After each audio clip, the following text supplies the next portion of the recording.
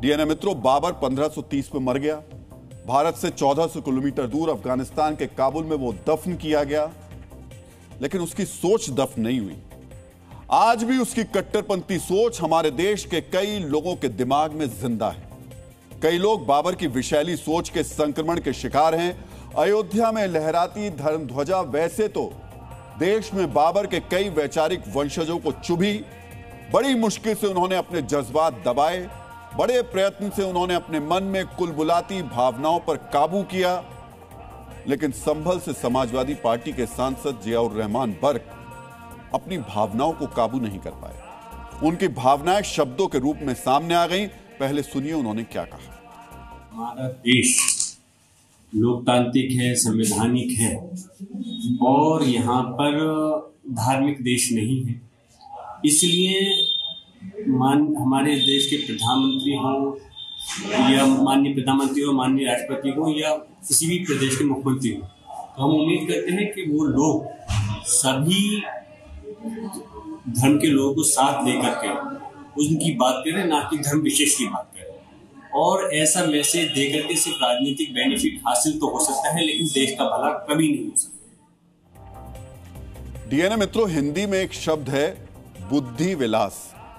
तो जियाउर रहमान बर्क साहब इसी का परिचय दे रहे हैं। बहुत शोध और मंथन के बाद उन्हें याद आया कि भारत एक लोकतांत्रिक देश है। बर्क साहब, बिल्कुल भारत एक लोकतांत्रिक देश है और इसका प्रमाण यही है कि आप एक माननीय सांसद हैं। बर्क साहब ने मंथन के बाद बताया कि भारत धार्मिक देश नहीं है। उनकी यह बात भी 100 आने हम अगर देखें सच है। अब बर्क साहब के ऐतराज की वजह समझिए।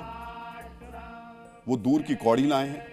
सीधे सीधे धर्म ध्वजा फहराने का विरोध तो कर नहीं सकते थे, इसलिए उन्होंने संविधान, धर्मनिरपेक्षता और प्रधानमंत्री के कर्तव्य जैसे शब्दों को डिक्शनरी से निकालकर चुना। तो आज बर्क साहब को कुछ पुरानी घटनाएं भी याद करनी चाहिए। हम ज्यादा पुरानी बात नहीं कर रहे हैं। आज से 20 साल पहले जब पीएम आवास पर इफ्तार पार्टियां होती थी, तब भी भारत धर्मनिरपेक्ष देश ही हुआ करता था। बर्क साहब, उत्तर प्रदेश की और आपकी पार्टी की बात करें तो जब अखिलेश यादव ने बतौर सीएम अपने आवास पर इफ्तार पार्टी दी, भारत तब भी धर्मनिरपेक्ष देश ही था। बर्क साहब, आपको संविधान और धर्मनिरपेक्षता का सवाल उठाने से पहले अपनी स्मृति को थोड़ा खंगालना चाहिए था।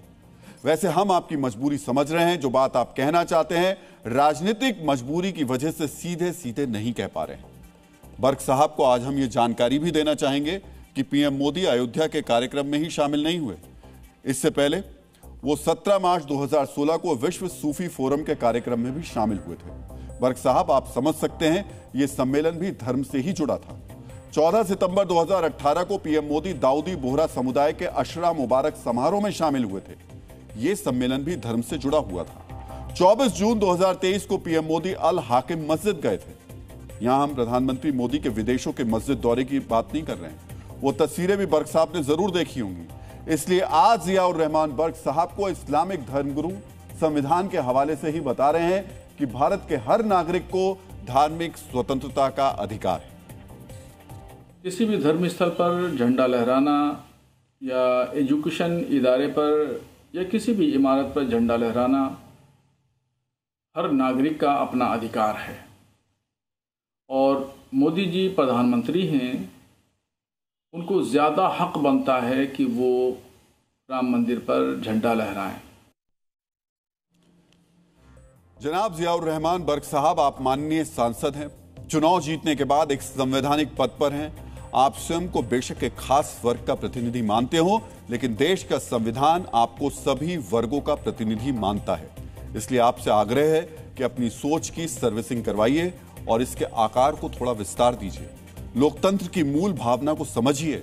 संविधान, धर्मनिरपेक्षता और संवैधानिक कर्तव्यों के आवरण में अपने एक पक्षीय और संकीर्ण विचारों को विस्तार मत दीजिए।